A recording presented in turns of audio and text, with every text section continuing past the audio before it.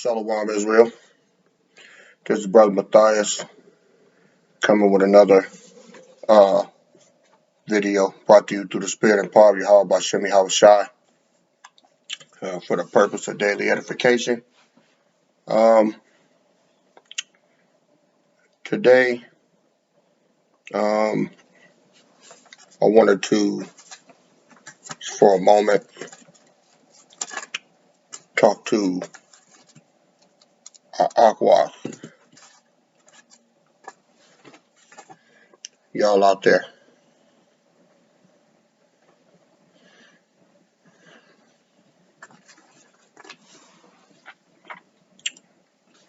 I know some of y'all mad at me,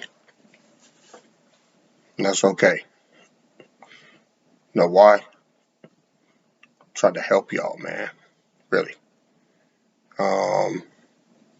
I know it don't feel like it, but I am, because I need you to understand something.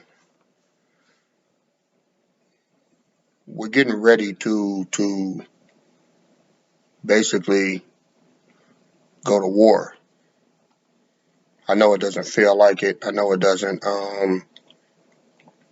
look like it right now, but we are.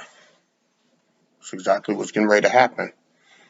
And if y'all are not in order, then it's going to be very bad for you. So it's my job to,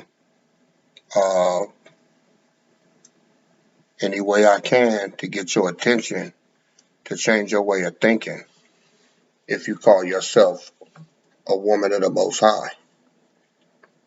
Okay? So I need y'all to listen to me real carefully, because this is going to come from the scriptures. All right? Like we always do about this time, right? I'm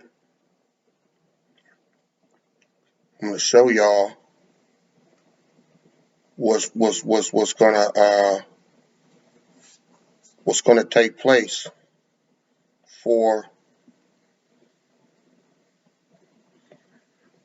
the heathen woman. All right? Because look, we got this chip coming up, right? So you got three choices. I'll tell you what they are. If you're a heathen, you can accept the chip, get sick, possibly even die, because there's two stages to it. There's a primer, and then there is the chip that they put in you to jack you into the system. All right?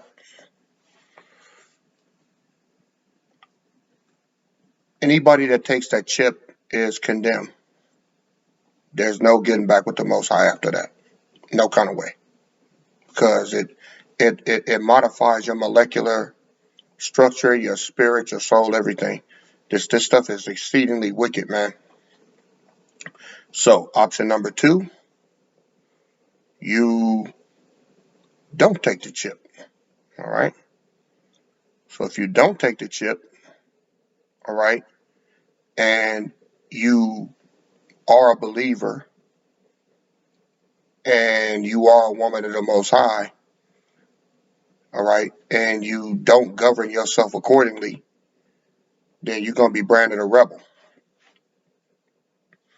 And then you're going to get dealt with, either by one of the men of the Lord or Yahweh Shai himself when he gets back. Option number 3, you're not a believer and you don't take the chip. Then you're going to starve. And all kind of terrible things are going to happen to you out there, because you won't have any protection. See, when this time comes, a woman is not going to be able to defend herself. I don't care what you see on TV, all of that. That's Hollywood. That's a bunch of mess. That's not how it's going down. So Uh,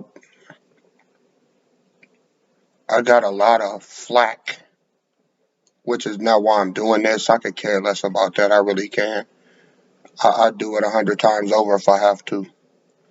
Um, your feelings to me, I'd rather you not like me and it save your soul than to sweet talk you into what's getting ready to come. Your feelings mean nothing to me. I need you to understand that. And I'm not trying to sound mean. I'm just trying to tell you what it is. Now, that's love. Do I love all the women of our nation? Yes, I do. That's why I do this. Somebody's not showing you love if they tell you what you want to hear. That's not it. And for all of y'all out there that's mad at me, that's pissed off, hey, I'm not on here to be liked. Okay? So I'm gonna show y'all why I have to do this. Because some of y'all don't understand, and I've read this passage before, but I think I need to read it a little slower so that you can understand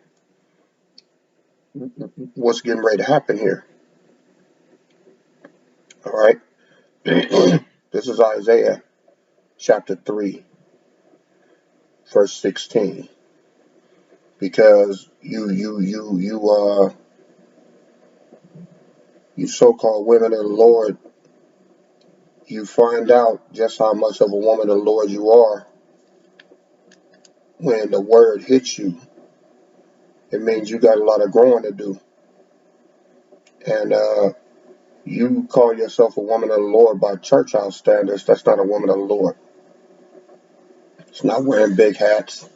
It's not dressing a certain way and all that. I mean, that can be part of it, but it's your character. Do you do what the Most High says? Are you totally in line with what He says? That's a woman of the Lord. Period. And if you're not, then you're fooling yourself. You're a rebel and you're wicked. Period. That's all it means. So, um, gonna go to Isaiah chapter 3. Gonna start at verse 16. When it talks about the daughters of Zion, the daughters of Zion are the Israelite woman. So, this is what's going to happen to the women of the Lord who are rebellious, who fight the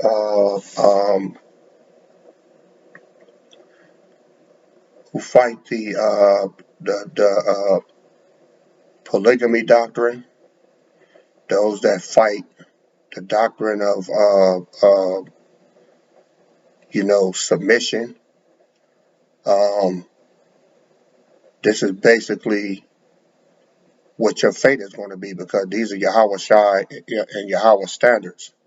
So if you have a problem with it, you have a problem with him, you have a problem with his order, he's going to have no choice but to brand you an enemy and leave it to yourself.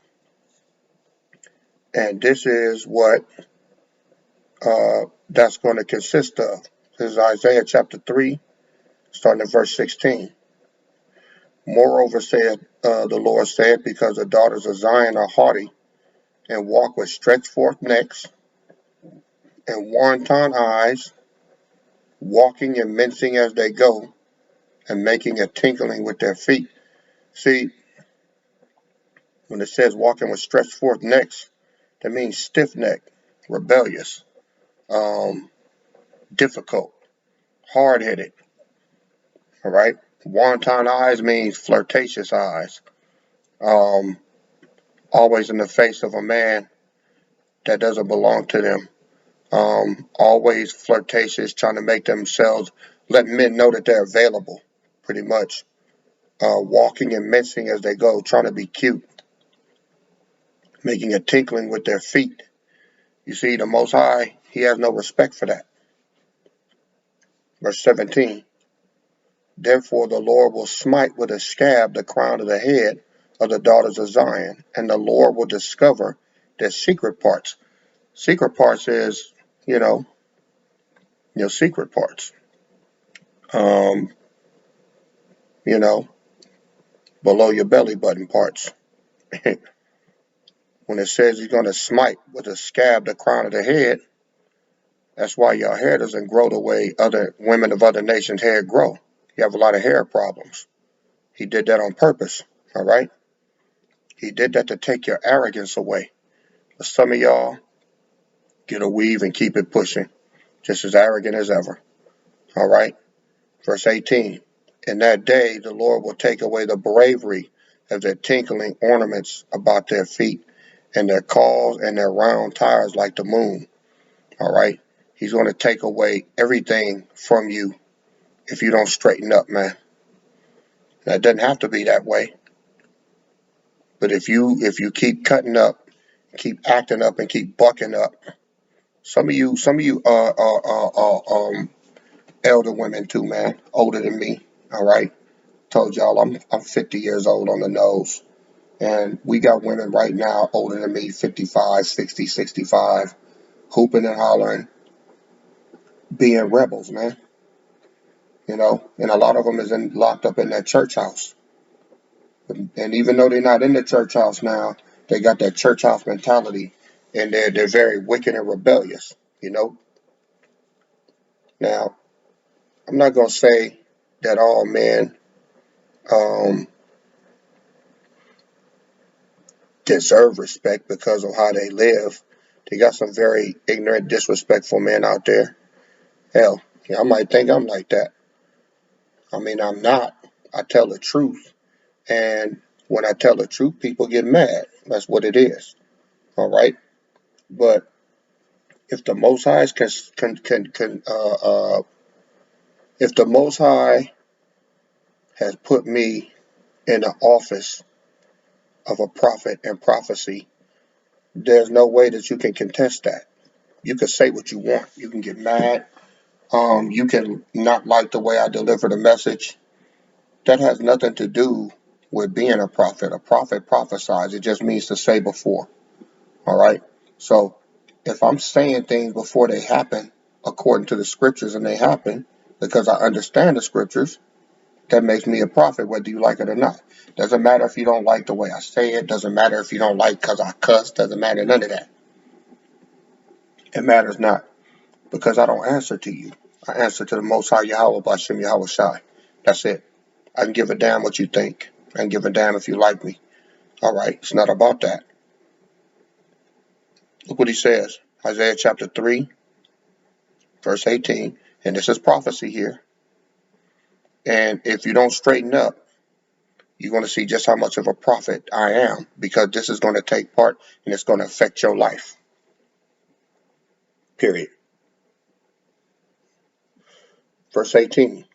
In that day the Lord will take away the bravery of their tinkling ornaments about their feet and their caws and their round tires like the moon, the chains and the bracelets and the mufflers, the bonnets and the ornaments of the legs and the headbands and the tablets and the earrings, the rings and nose jewels, the changeable suits of apparel, and the mantles and the wimples and the crisping pins, the glasses and the fine linen, and the hoods and the veils. And it shall come to pass that instead of sweet smell, there shall be stink, and instead of a girdle, a rent, and instead of a well set hair, baldness. A lot of y'all got that right now, man. And instead of a stomacher, a girding of sackcloth, and burning instead of beauty. And look what it says. Thy man shall fall by the sword, and thy mighty in the war. And look what it says is going to happen to y'all. And her gates shall lament and mourn, and she being desolate shall sit up on the ground. All right? See, you're going to sit up on the ground, defeated with nothing, homeless. Next month, they're planning on throwing people out of their houses, man. It's already starting. And I've been saying that this was going to happen for some years now. All right? And it's not me being special. It's just according to the scriptures. That's what I go by. I'm not pulling this, out of thin air. All right.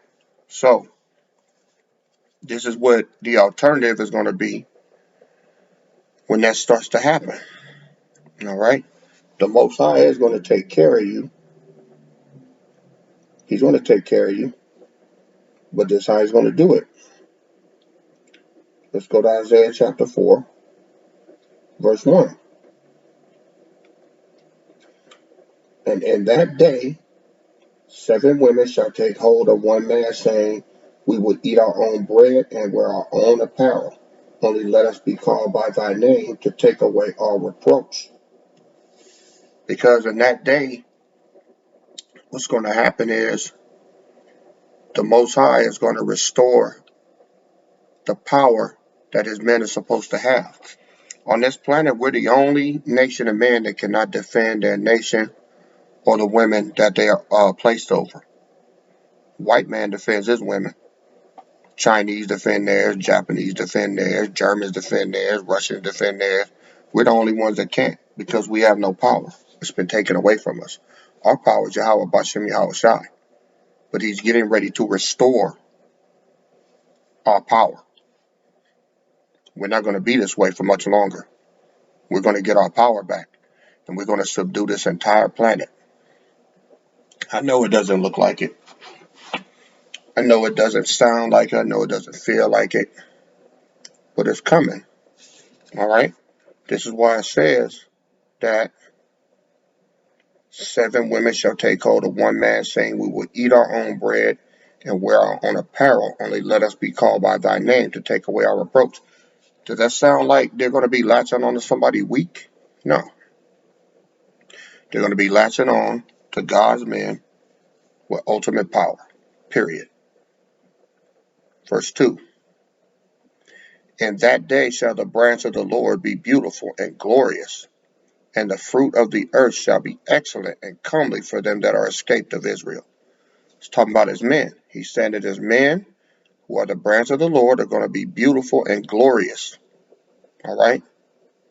They're going to be restored in every way.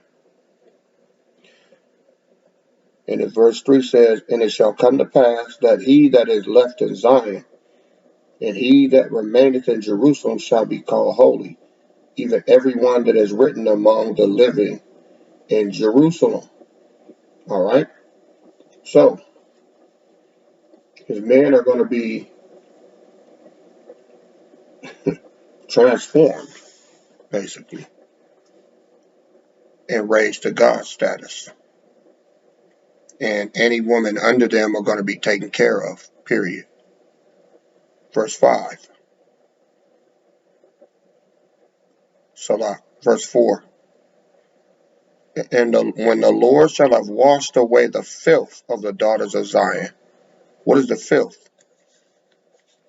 Your way of thinking, your attitudes, your rebellious buck up spirit.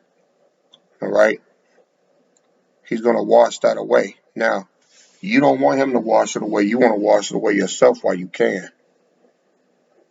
That's what you want to do because you don't want him to do it. I'm gonna show you why. Look right here, verse 4. When the Lord shall have washed away the filth of the daughters of Zion, and shall have purged the blood of Jerusalem. It's going to purge you. All right? And shall have purged the blood of Jerusalem from the midst thereof. From the midst thereof means from in our midst, from among our dwelling places where we at. He's going to purge it out of you by the spirit of judgment and by the spirit of burning. So what is the spirit of judgment and spirit of burning? It's going to be a whole lot worse than the way y'all got talked to a couple of days ago. All right? See, without the protection of the men of the Lord, you're going to be vulnerable. You're going to be left to fend for yourself. Food, protection, whatever it may be. And by being rebellious, God only knows what your judgment could be. All right? Starvation, rape, uh, paralysis, gunshot wound. We don't know what it is. And I don't want you to find out. This is why harsh messages are needed to get you in line before that happens. Because this is how the Most High works. You can't taunt him and be rebellious all the way up to the point where he allows you to be put into that time of judgment. And then when you start seeing it happen, you go, oh, okay, well, I won't do that. No, no, no. Once you in it, that's it. And you're going to drink of that cup. And you don't want that. You don't want to drink of that cup because he's going to make you drink all of it. All right? And you're going to pay. That means you're going to have to be purged. So you have to make a choice. You have to make a choice. Are you going to continue in your way of thinking? All right? Because this the thing. I told you in the beginning. We're preparing for war. Let me show you what I mean. All right? We just went through Isaiah chapter 3, right? It says, Isaiah chapter 3, verse 25, thy man shall fall by the sword and the mighty in the war. This is what we're preparing for. We are going to be your only protection. That's it. Ain't going to be no police. Ain't going to be no Marine Corps, no National Guard, none of that. We're going to be on our own. Period. Let me show you. Let's go to Zechariah chapter 12.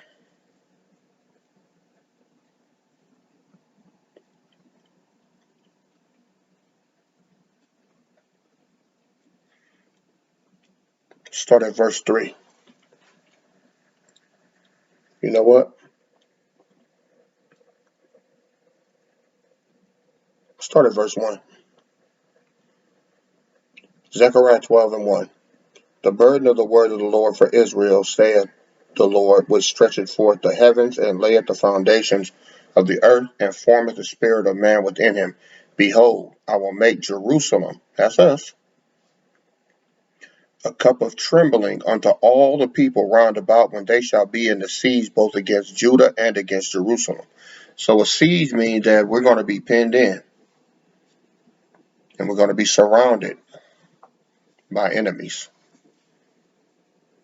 Just us. Okay? But look what he says. Verse 3. And in that day will I make Jerusalem a burdensome stone for all people. All that burden themselves with it shall be cut in pieces, though all the people of earth be gathered against it. Did you hear that? All the people of earth are going to be gathered against us. This ain't going to be a time for us to be sitting here arguing with y'all. It's not. Okay? And we almost there, man. He said he's going to make us a burdensome stone. Why? Because we are going to be holding everything. We're going to be eating while people are starving. We're going to be housing and chilling and singing while people are having the worst time of their life, because we're going to have our power back, and our power is going to take care of us through that. And people are not going to like that. They're going to attack us. They're going to try to take what we have. All right? Verse 4. In that day, saith the Lord, I will smite every horse with astonishment, and his rider with madness. And I will open my eyes upon the house of Judah, and will smite every horse of the people with blindness. Why? Because they're going to be tripping off of the things that we're going to be able to do. I know it doesn't look like it, but it's going to happen. He didn't wake us up and appoint us to wrath. We're going to be this way. But what we're not going to put up with is rebellion and rebellious women that will tear down any nation. And we're not going to have that. There's no reason for it. Verse 5. And the governors of Judah shall say in their heart, the inhabitants of Jerusalem shall be my strength, and the Lord of hosts their God. Verse 6. In that day I will make the governors of Judah like an hearth of fire among the wood. Who are the governors of Judah? There's a whole bunch of them on this channel right here. This is what we are building for. This is what we're learning for. The men of the Lord are preparing for war. Exodus 15:3 says the Lord is a man of war. The Lord is his name. So are his men. He's gearing us up to fight. But we got to gear up spiritually first before we can gear up any other kind of way. We got to get that unity amongst each other, the brotherhood. All right? You outlaws have to get along. There's not going to be any dissension. He's coming back for a church without spot or wrinkle. Period. Verse 6. In that day I will make the governors of Judah like an hearth of fire among the wood, and like a torch of fire in a sheaf. And they shall devour all the people round about on the right hand and on the left. And Jerusalem shall be inhabited again in her own place, even in Jerusalem. Verse 7. The Lord also shall save the tents of Judah first, that the glory of the house of David and the glory of the inhabitants of Jerusalem do not magnify themselves against Judah. In that day the Lord will defend the inhabitants of Jerusalem. Listen to this. And he that is feeble among them at that day shall be as David. That means the weakest, feeblest Israelite is going to be as strong as David was in the ancient world. And David was a killer. Okay? It says, in the house of David as God, and the angel of the Lord before them. All right? Verse 9. And it shall come to pass in that day that I will seek to destroy all the nations that come against Jerusalem. So it's going to be war. All right? Let me get another precept. This is Micah chapter 4, verse 13. It says, Arise and thresh, O daughter of Zion, for I will make thy horn iron, and I will make thy hoofs brass. And thou shalt beat in pieces many people, and I will consecrate their gain unto the Lord, and their substance unto the Lord of the whole earth. We're going to take everything from them, man. And we're going to live. We're going to live good for the first time in thousands of years. All right? We're going to be on top. But they got a saying that says, heavy is the head that wears the crown. Whenever you sit on top, you're going to have to constantly fight to keep it. And there's not going to be a time for rebellion. All right? This is what the reason for the harsh messages. This is why I'm taking my time with you right now. Because y'all don't understand what's going on. These church women, all of y'all attacking me and everything, y'all are going to be the ones. Let me show you what's going to happen to you, man. Because see, y'all don't believe. This is Micah chapter 7, verse 10. These are the passages that your pastor won't take you to. All right? There's no money in it. Let's go to Micah chapter 7, verse 9, Old Testament. It says, I will bear the indignation of the Lord because I have sinned against him until he plead my cause and execute judgment for me. He will bring me forth to the light, and I shall behold his righteousness. So he's brought us forth to the light. We're beholding his righteousness right now. He woke us up. He promised to wake us up. He's forgiven our sins. He's done all of that, right? But then look what happens to you women. All you scoffing women that don't believe, that you think this is funny, you think it's a joke, you think you can talk shit, look what's going to happen to you. Then she that is my enemy shall see it, and shame shall cover her which said unto me, where is the Lord thy God? Because that's what a lot of y'all saying now. Well, when is this supposed to happen? Well, how is this going to happen? Well, where's his name in the Bible? Well, prove it to me. Prove this. And why is his name, why is Jesus in the Bible? No, I need to see it. No, I don't believe what you say. All of you scoffers, you scoffing women that think this shit is funny, man. It's not. You're an enemy of the Most High. You're an enemy if you think you're going to have a man to yourself. It's not like that in the kingdom of heaven. That's over here in a westernized society. All right? The Most High wants young men and women to keep multiplying because that's where he gets his glory from. You understand? Verse 10. Then she that is my enemy shall see it, and shame shall cover her, which said unto me, where is the Lord thy God? My eyes shall behold her, now shall she be trodden down as the mire of the street, stomped out, put to death, beaten. Whatever your judgment is, the Most High is going to make sure you get it in full. So, y'all got a decision to make, man. What's it going to be? Are you going to be rebellious? Or are you going to fall in line the way you're supposed to and quit being wicked and quit being a demon? I know a lot of y'all out there were upset, crying, and everything else. But what happened? I put a disclaimer out, right? I said, if this don't fit you, then just let it ride. But if you couldn't let it ride, then the shoe must fit. So that means you got some growing to do. You can't be about this word only when it pleases you and when it fits your little agenda. Because you can't fool the Most High, man. It's important y'all know that. Okay? It's important you know that. So, I just wanted to put that little bug in your ear today. Akwath. Love all of y'all out there. Some of y'all I'm big brother. Some of y'all I'm little brothers. Some of y'all I'm uncle. Like I said, father figure to some too. I'm okay with that. But at the end of the day, I'm God's man. And I gotta be right and just in my doings. And it's all about this word. It's not about feelings. So if your feelings got hurt, I can't apologize. All I can do is tell you to evaluate why your feelings got hurt and then come up from that. All right? So there's a breaking process with this. Just why the scripture says, be ye transformed by the renewing of your mind. Your mind got to be renewed. You don't want the Most High to have to purge you. All right?